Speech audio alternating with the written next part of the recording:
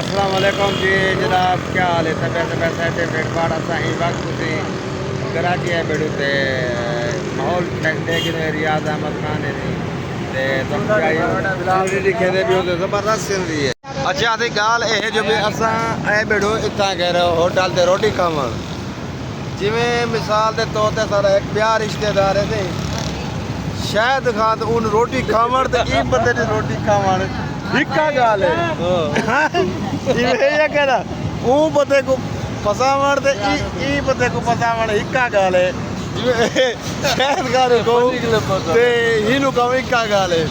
इवे सही वाइट है केरी होए वाइट हां वाइट हाउस इवे भाई ऐसी बिलाल अहमद खान दी पोतरे में दी सारी खाई होवे ते मने रे भी कहना ये मेरा पुत्र वो भी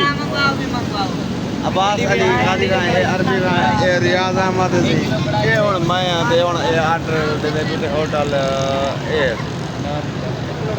होटल दा ना सी दावत इन रेस्टोरेंट पार्टी हाल सी ये होटल सी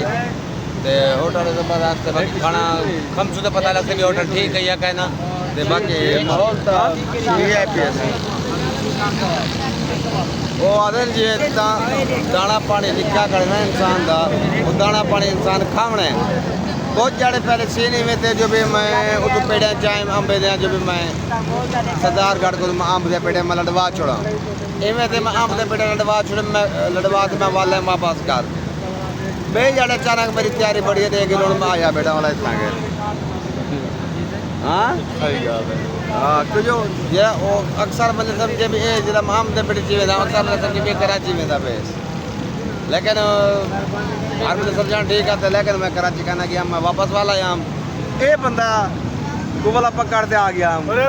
अगर ये ना हो तो सन आ सकते हैं ठीक है आगे तो को वाला जबरदस्त